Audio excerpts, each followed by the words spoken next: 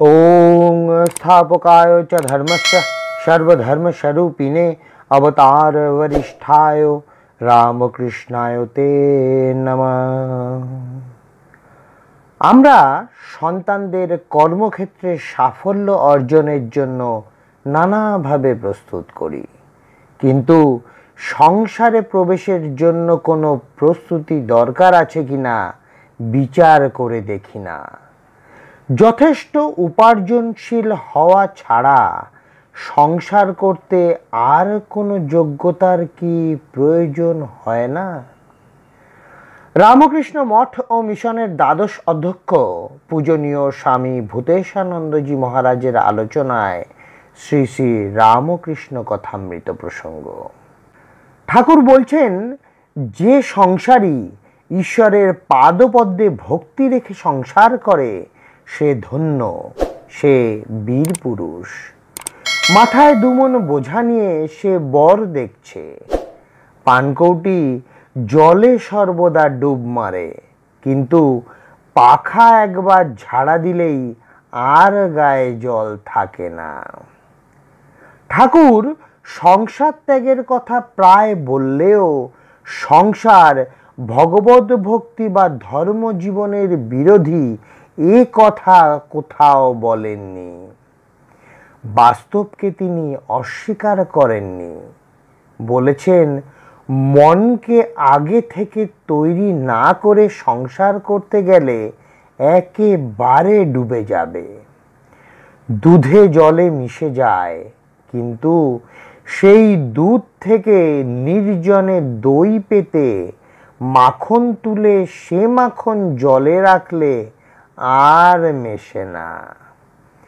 ঠিক তেমনি মনকে ভগবদ্ভাবে ভাবিত করে, ভক্তি লাভ করে, মনকে প্রস্তুত করে সংসারে রাখলে সংসারে মিশে যাবে না।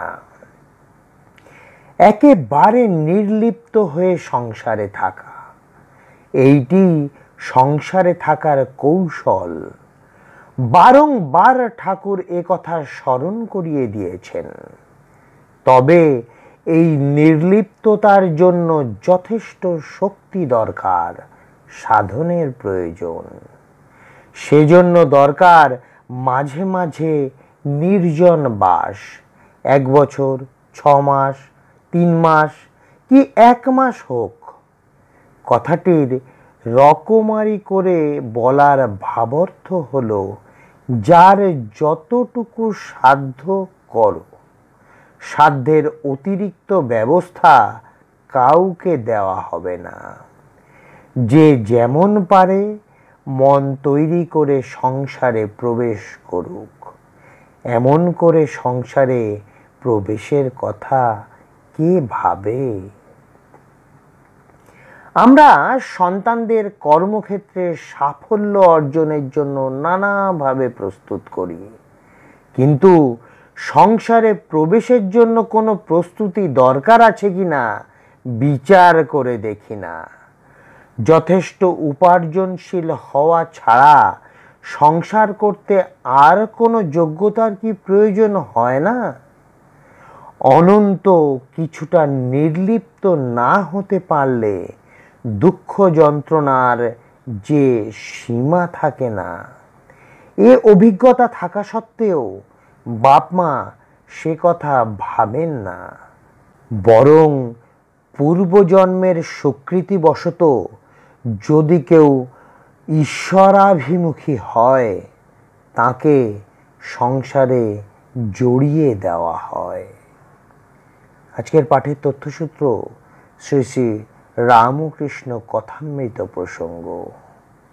জয় ঠাকুর রামকৃষ্ণ পরমহংসদেব, জয় ঠাকুর রামকৃষ্ণ পরমহংসদেব, জয় ঠাকুর রামকৃষ্ণ পরমহংসদেব।